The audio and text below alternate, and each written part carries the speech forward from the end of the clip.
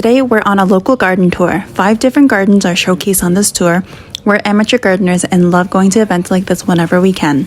Each house will typically have a theme, some focus on vegetables, some on flowers, some on landscaping. House number 1 has a large apple tree in the center with lots of vegetables and edible plants.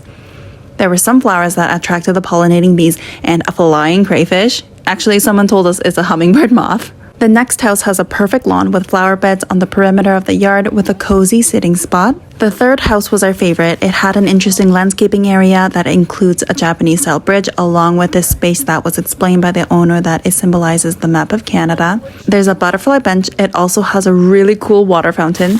There's so many pretty flowers and really surprised that there's blueberries growing here. Also, this koi planter was my favorite. Fourth house has a pathway of flowers, this neat wood art, and there's mushroom growing on the tree.